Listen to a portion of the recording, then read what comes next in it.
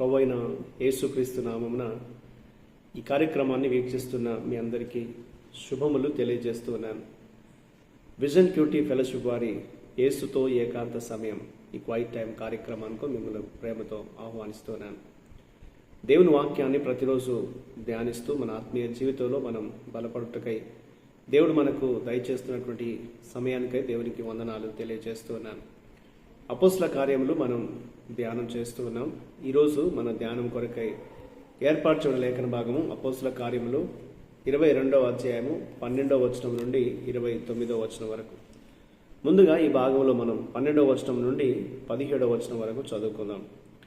అంతటా ధర్మశాస్త్రం చొప్పున భక్తిపరుడును అక్కడ కాపురమున్న యూదులందరి చేత మంచి పేరు పొందినవాడునైన అన్నయ్య అను ఒకడు నా యొద్దకు వచ్చి నిలిచి, సౌలా సహోదర, దృష్టి పొందుమని నాతో చెప్పగా ఆ గడియలోనే నేను దృష్టి పొంది అతన్ని చూచి తిని.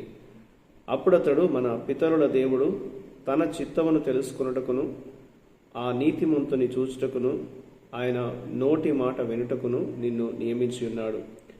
నీవు కన్నవాటిని గూర్చియో విన్నవాటిని గూర్చియో సకల మనుషుల ఎదుట ఆయనకు సాక్షివై ఎందువు. గనుక నీవు తడువు చేయట ఎందుకు, లేచి ఆయన నామం బట్టి ప్రార్థన చేసి బాప్తిసం పొంది నీ పాపములను కడిగి వేసుకోమని చెప్పాను. అంతటా నేను యెరూషలేమునకు తిరిగి వచ్చి దేవాలయంలో ప్రార్థన చేయుచుండగా పరవశుడనై ప్రభువును చూచితిని.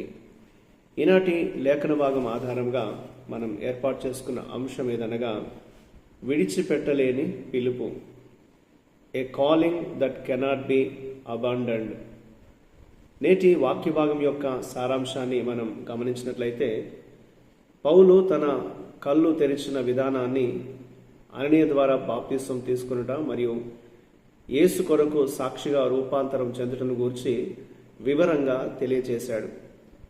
తర్వాత పౌలు యెరూషలేముకు తిరిగి వచ్చి దేవాలయంలో ప్రార్థన చేస్తున్నప్పుడు అన్యజనుల వద్దకు వెళ్ళమని ప్రభు స్వయంగా పౌలుకు సూచించినట్లు నేటి లేఖన భాగంలో మనం చదువుతున్నాం.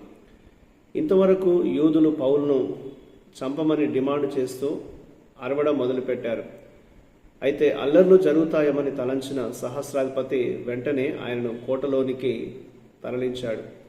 అయితే పౌలు రోమా పౌరసత్వము కలిగి ఉండడం తెలుసుకున్న అధిపతి అతన్ని అక్రమంగా నిర్బంధించామని భావించి భయపడ్డాడు. పౌలును ఆయన విడుదల చేసినట్లుగా నేటి లేఖన భాగం మనకు తెలియపరుస్తుంది.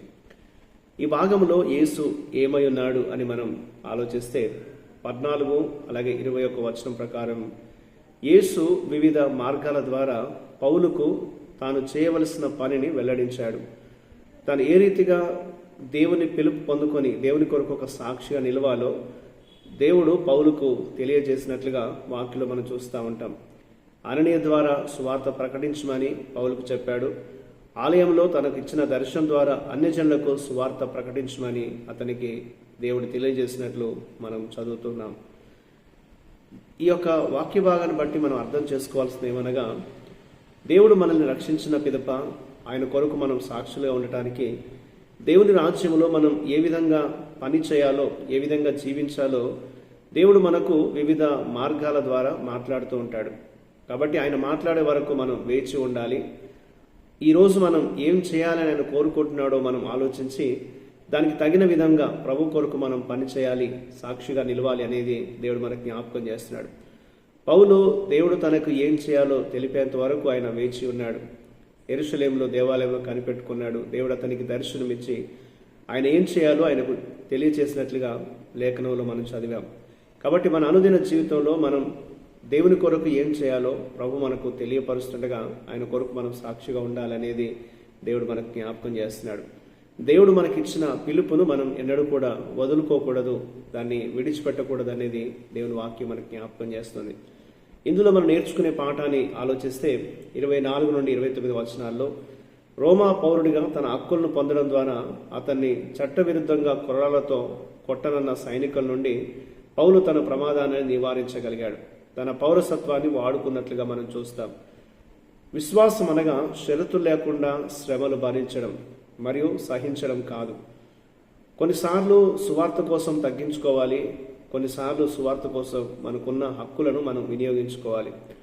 సరైన సమయాన్ని గుర్తించే జ్ఞానం కొరకు మనం దేవుని ప్రార్థించాలి అనేది పౌలు జీవితం మనకు నేర్పిస్తుంది.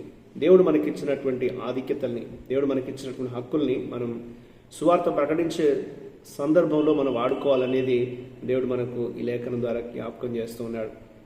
కాబట్టి మనందరం కూడా దేవుడు మనల్ని వ్యక్తిగతంగా ఆయన రక్షించి ఆయన పని కొరకు మనల్ని పిలుస్తున్నప్పుడు ఆ పిలుపునకు మనం లోబడి దేవుని కొరకు మనం ఒక బలమైన సాక్షిగా నిలవాలి అనేది ఈ లేఖనం మనకు జ్ఞాపకం చేస్తోంది.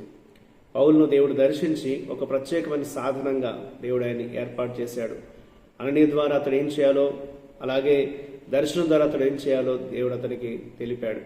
ఈ రోజున మనం కూడా దేవుడు తన వాక్యాన్ని ధ్యానిస్తున్నప్పుడు ఆ వాక్యం ద్వారా మనం ఏం చేయాలో దేవుడు మనతో అనుదినం మాట్లాడుతూ ఉంటాడు.